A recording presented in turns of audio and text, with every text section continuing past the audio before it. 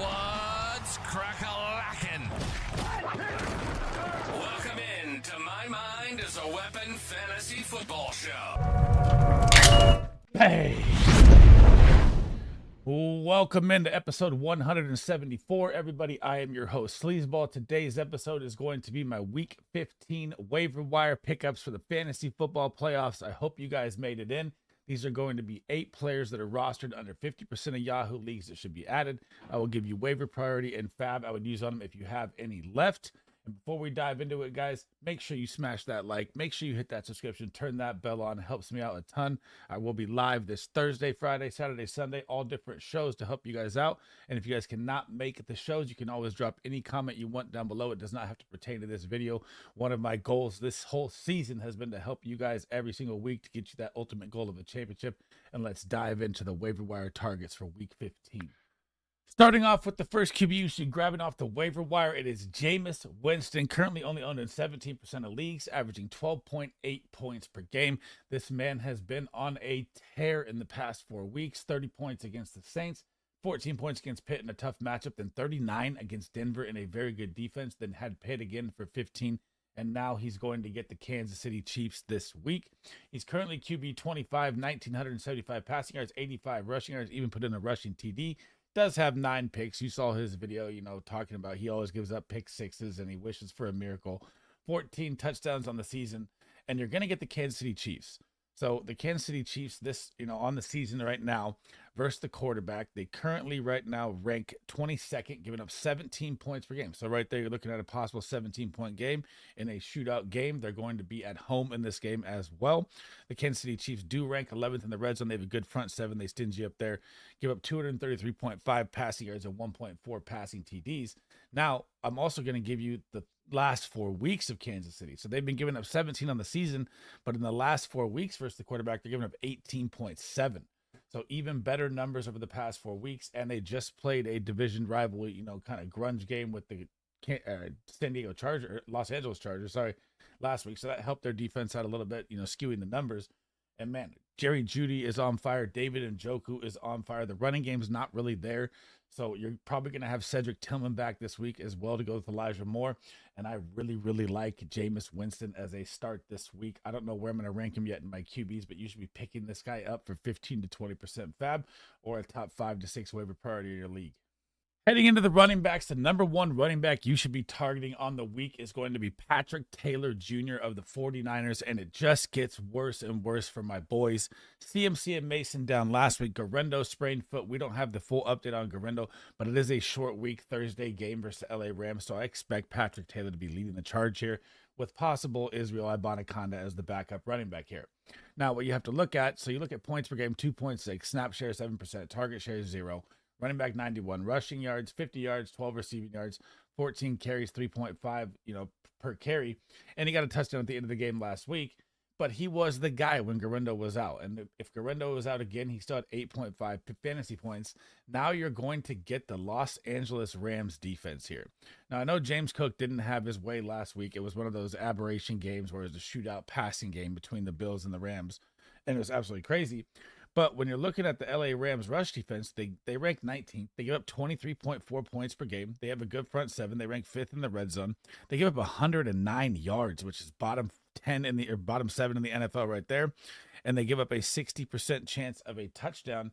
So when you're in the Shanahan offense, when you have all the weapons out there, this is going to be a divisional game where it's going to be a very, very tough, close matchup here. 6-7, 7-7 matchup here.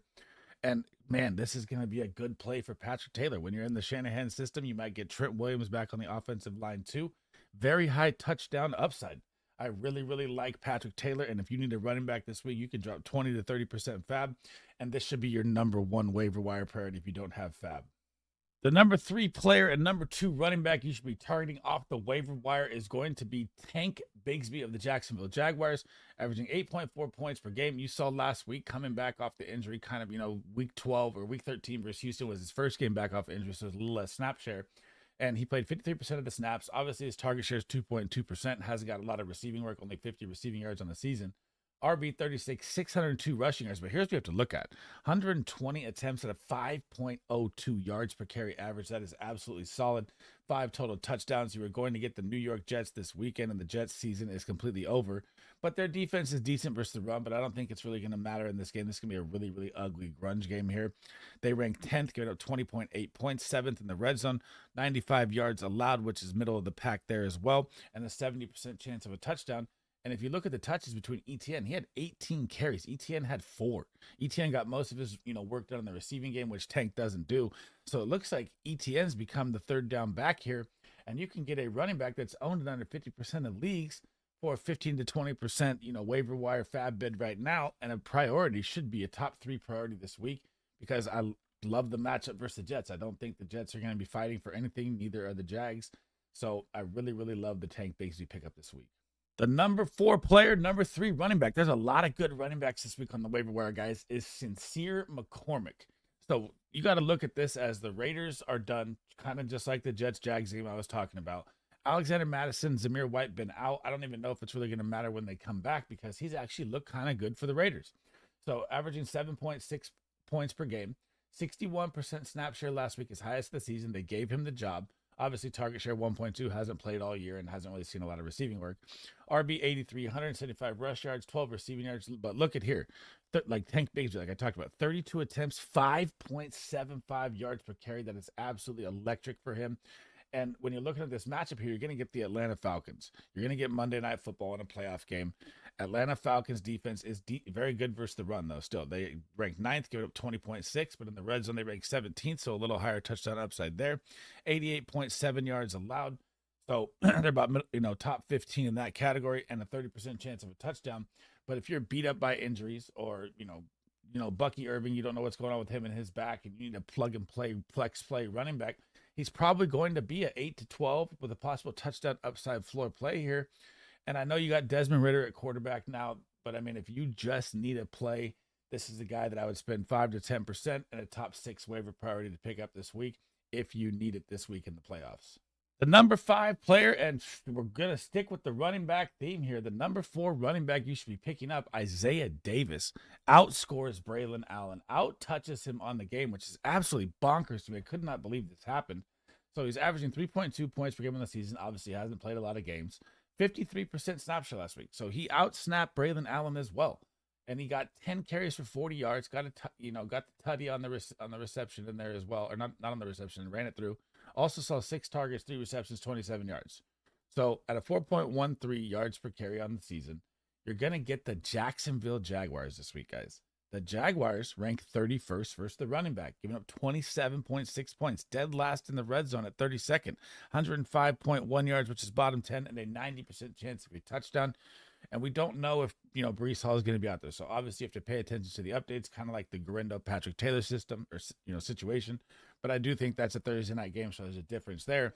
And if you can get Isaiah Davis for 5 to 10%, you're looking at a great flex play in the playoffs. It's possibly going to give you 10, 15 plus points with a possible touchdown upside because the Jags defense is terrible. Heading over to the wide receiver side, player number 6 you should be targeting is Quentin Johnston.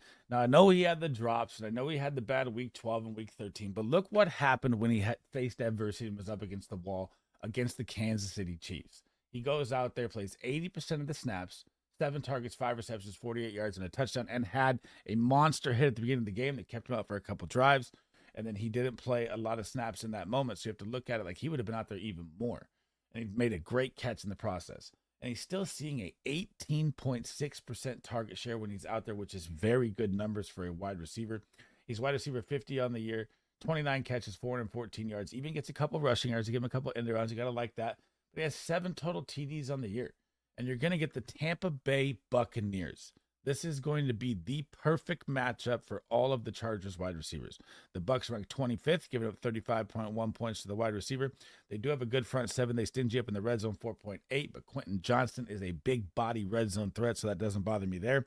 155.9 yards they give up a game to the wide receiver, which is middle of the pack, and a 90% chance for 1 touchdown for a wide receiver. I really like the odds here in a game versus Tampa where you have Bucky banged up, and both these teams are going to be fighting for a playoff spot. You got 8-5 Chargers, 7-7 Bucks. Really big game here, and we don't know if Ladd McConkey's going to be back out there. Obviously, his numbers may have been a little boosted here because Ladd was out, but Ladd is still kind of banged up. Even if he's still out there, I like the pickup of Quentin Johnston for 10 to 15% and a top 6 to 8 waiver priority this week. Sticking with that same game, player number 7, wide receiver number 2 you should be targeting is the rookie Jalen McMillan. So gets the Raiders last week, finds the end zone twice, plays 79% of the snaps, plays 76% of the snaps the game before that. You have to like that as well. Only averaging 6.5 on the season. Obviously, he was behind Chris Godwin and Mike Evans to start. Then he had an injury, missed 3 to 4 games as well, so he hasn't really been out there a lot.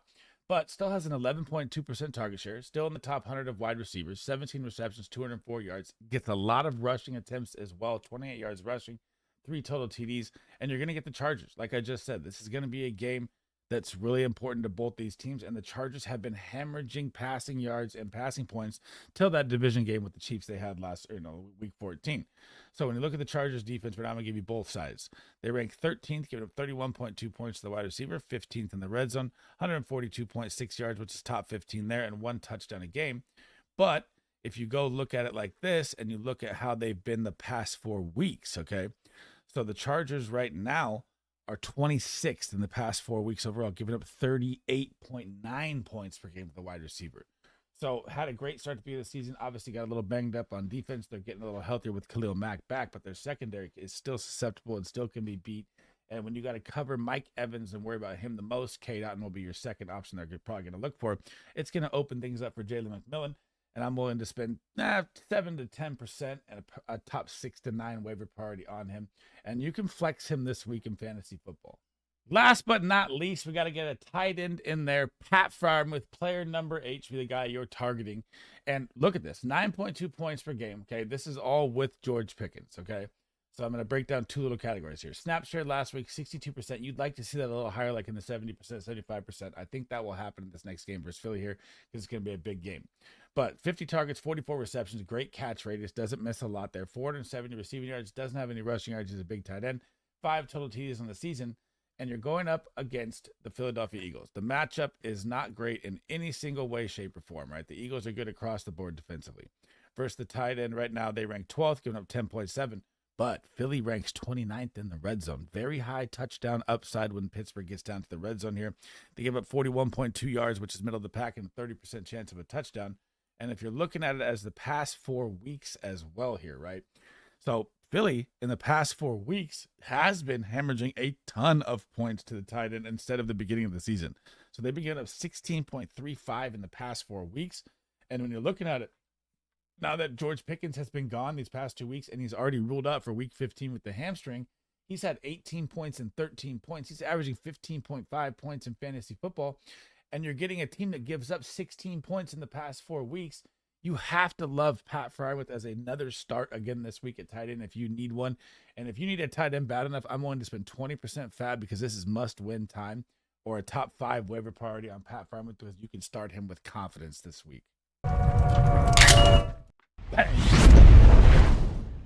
Thanks for rocking with me today, guys. That is the end of the episode. That is my week 15 top 8 waiver pickups that are owned in under 50% of leagues that you should be targeting on your waiver wire. And a lot of them are startable this week. And these are players that you can actually plug and play for flex plays. And I really like Pat Freiermuth a lot. And I really like Patrick Taylor as a start a lot this week, especially if Guerrero is out. Before we head out, guys, make sure you smash that like. Make sure you hit that subscription button. Turn that bell on. Helps me out a ton. I cannot thank you guys enough for all the support this season. My next video will be defense kicker rankings. I'll do smash starts, and I'll dive into QB, running back, wide receiver, tight end, all those rankings as we go through the week here. And that's it for me in this video. Hope to see you guys in the next one. SleezBall out.